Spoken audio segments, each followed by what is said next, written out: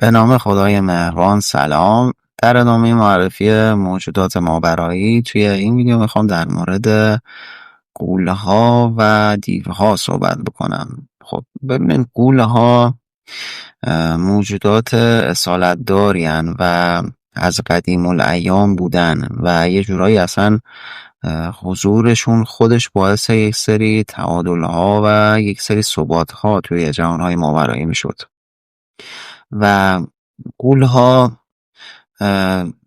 از عناصر تشکیل شدن و یه سری حالا انرژی‌های کیهانی. به خاطر همین میگم که اون رسالت لازمه رو دارن و چند گونه دارن. یکی غول‌های خاکی هستش که خیلی عظیم الجثه‌ن، خیلی سنگینن و خیلی هم کندن، ولی فوق‌العاده مقاوم هستن. مثلا انرژی دارن شبیه کوه. یه مدل دیگه از غولای آتشیه، خب که اینا خیلی سریعن، خیلی خشنن و دائما ازشون انفجار و نمیدونم آتیش و شعله و اینا ازشون پخش میشه. توی فیلم ارابلقا اون غوله بودش که با گندالف میجنگه، خیلی بزرگ. حالا عکسش براتون میذارم. بالروگ بود اسمش. واقعا فوق العاده به حقیقت نزدیک بود اون طراحی اون غول و دقیقا غول‌های آتشی این مدل سبکی هستن. و کلا حالا غول‌ها یه جورایی بخوام بهتون بگم کارکردشون نگهبانی بود و کارکرد دیگرشون هم میتونم بگم که حامل انرژی ها هم بودن. غول‌های بادی هم داریم که خب اینا سبکترن، سریعترن، بیشتر توی حالت دودمانند ظاهر میشن. غول‌های آبی هم داریم که اینا خب خیلی انرژیشون عمیق‌تره و هم میتونن خیلی انرژی طوفانی داشته باشن، هم میتونن انرژی آرومی داشته باشن و بیشتر غول‌ها برای تعادل‌های ماورایی یا نگهبانی یا خیلی موقع مثلا میبینید شما غول‌ها نگهبان دروازه ها هستن، نگهبان یک سری قسمت های مهم هستن. خیلی توی نگهبانی ازشون خیلی استفاده میشه و خیلی موقع برای اینکه انرژی یک محیط حفظ بشه از غول‌ها استفاده میکنن. غول‌ها کلا ببینید دوستان، غول‌ها نه، بعضی شاید فکر کنم مثلا غول بده، منفی مثلا تاریکیه. نه، غول‌ها نه تاریکی هن، نه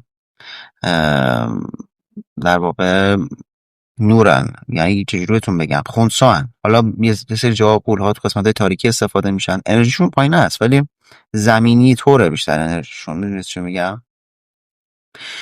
نه میتونیم بگیم بدن، نه میتونیم بگیم خوب مطلقاً. میدونید چی میگم؟ یه حالت بسته به شرایط، حالا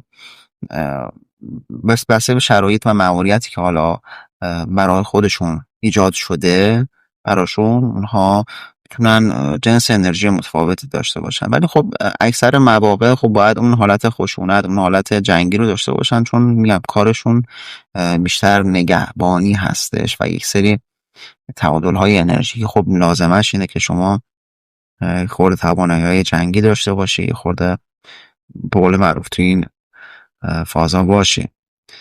تغذیه غول‌ها خب خیلی متفاوته با موجودات دیگه، یعنی تو موجوداتی که تا الان بهتون گفتم، به خاطر جنس خاص انرژیاییشونه و گفتم به خاطر این بود که اصلا یه جوری وجودشون اصلا نیاز بود.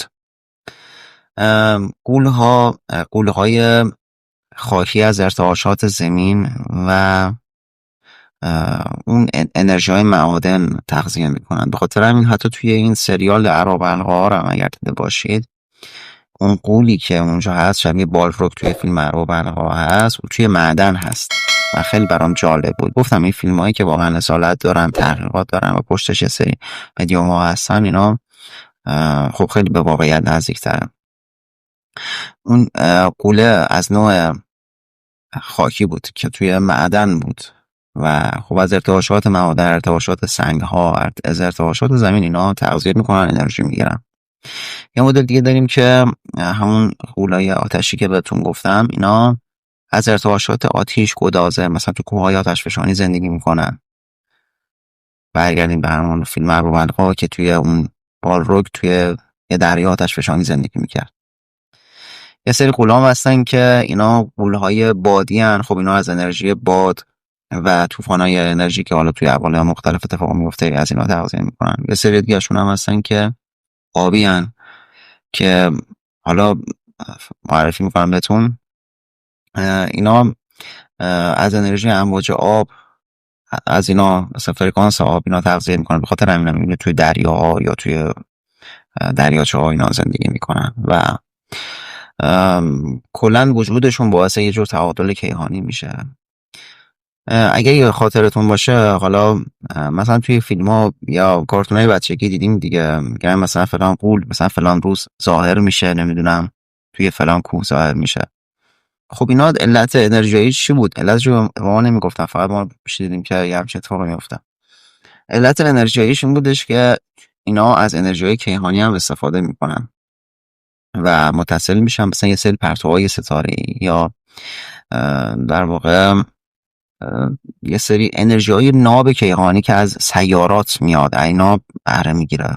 مثلا میاد توی اون روز خودش میدونه دیگه، میاد استفادهشون میبره یا یه جای خاصی یا زیر نوره. مثلا ماه کامل خب خودش خیلی به خیلی از موجودات انرژی میده، اونو همه میدونن.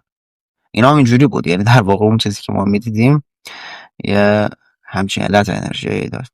غول‌ها مثل خیلی از موجودات ماورایی دیگه اینا بزرگنمایی انرژی دارن توی محیط و حیطه خودشون. خب مثلا اگر بهشون نزدیک بشی فرکانس ترس باشه، ترست شدیدتر میشه، و حتی اگر آرامش داشته باشی آرامش و شجاعتت بیشتر میشه.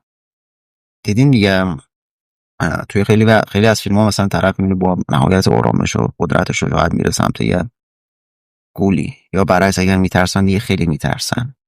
و اینا رو واقعا داره درست نشون میداد، چون بزرگ نمایی انرژی یعنی تشدید انرژی جزو ویژگی خیلی از موجودات ماورایی هستش.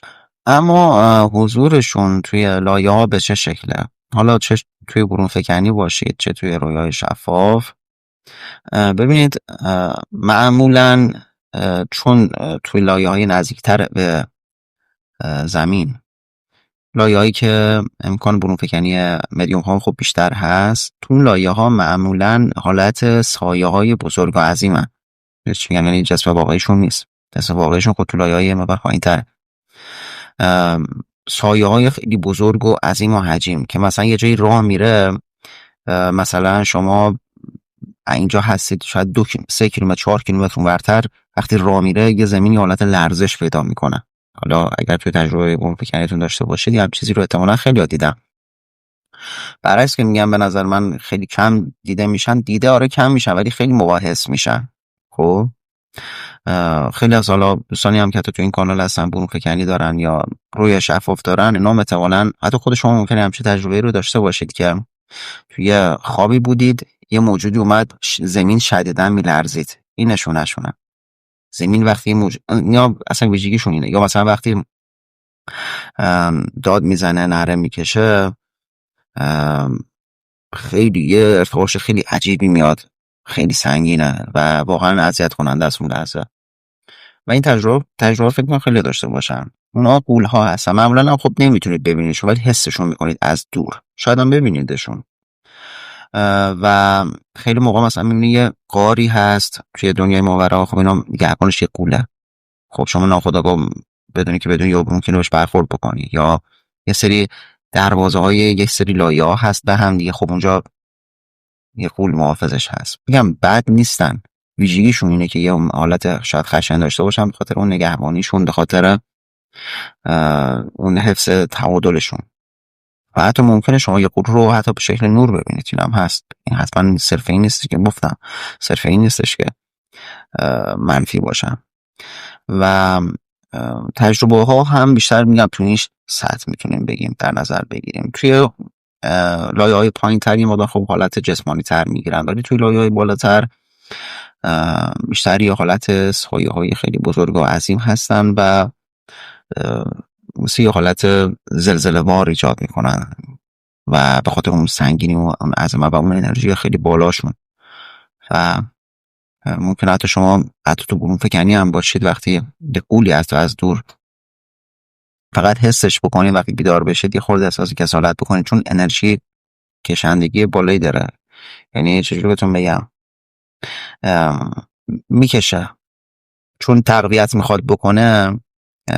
چون که اون لحظه مثلا از حضورش احساس ترس بکنید، اون ترس شما رو بیشتر میکنه، بخاطر این بلند میشه. خورده شاید مثلا حس بد باشه، بیشتر خاطر این میشه. تفاوتشون با دیوها، ببینید ظاهری شبیه همن خب، ولی دیوها خیلی کوچولوترن. خب دیوها خیلی کوچولوترن، اصلا قابل مقایسه نیستن. شاید مثلا 20 برابر 30 برابر یه دیو گول باشه.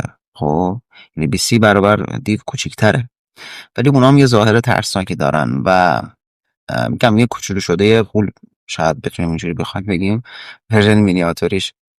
و اونا نه، اونا اصلا از جنس تاریکی هن. اونا اصلا برای بی‌نظمی هن، نه برای نظم. و خیلی اصلا ماهیتشون با غول فرق کنه. غول خنثیه، ولی دیو اصلا تاریکیه، دنبال ترس و آشوب و انرژی منفی کلا تغذیه میکنه دیگه. حالا مدلش اصلا کلا اینجوریه. و گفتم شکل انرژیاییش هم خیلی ورژن خیلی کوچولوتر از غوله. اکثر موقع به شکل سایه میبیننشون افراد، حالا اگر ببینیدشون.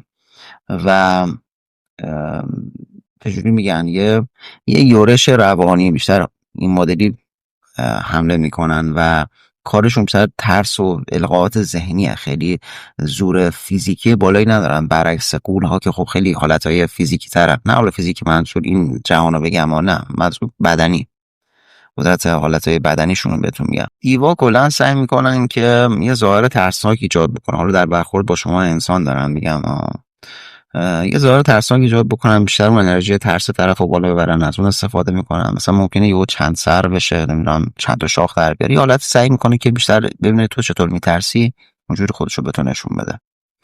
و خب دیوا بیشتر افراد برخورد میکنن بهشون و خب تعدادشون خیلی بیشتر از غولاست. زاده انرژی منفی هن، عرض کردم خدمتتون، و از این جور انرژی ها تغذیه میکنن. شکل و ظاهرشون هم خیلی میتونن عوض بکنن، برعکس غول‌ها که حالا خیلی یا سایه متراکمن یا در واقع خود جسمشونن، یا میگم یه سری غول‌های خیلی خاص هست که خیلی کم پیش میاد کسی برخورد کنه، حالتهای نور هم ممکن داشته باشن. ولی خب دیوا راحت میتونن حالتهای جسمانی خودشون عوض کنن بین سایه. بعضیاشون یه حالت آتشی ممکنه داشته باشن، ولی خب بیشتر حالتهای سایه و دود مانند دارن دیوها و به این شکل هم. و ویژگی دیگه‌شون هم مثل خیلی موجودات ماورای منفی دیگه اون ویژگی دیگر هم دارن، یعنی هم حالت در واقع انرژی خاری، یا یه سری هاشون بیشترشون حالتهای خبیث مانند دارن. و پیش انسان اگر بخوام بگم، دیوها آره بیشتر امکان برخوردشون با انسان ها هست، ولی احضارشون خیلی بعیده و خیلی خوب قدرت بالایی میخواد، کار یه نفر دو نفر نیست.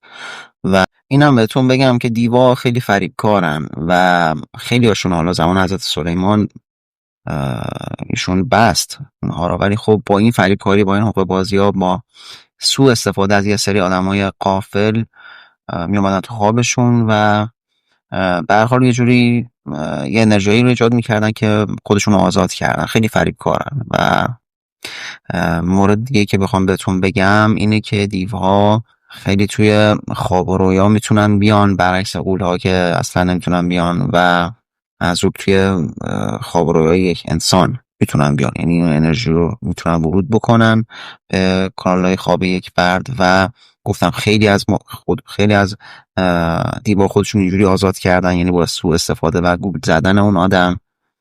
و یه ویژگی دیگه هم بخوام بهتون بگم، خیلی حرکت سریع هم دارن دیوا، برعکس غول‌ها که خب اکثرا کندن، چون خیلی عظیم الجثه، خیلی سنگینم. انشالله در پناه خداوند باشید و تا قسمت بعد به خدا میسپارمتون. فعلا خدا نگهدار.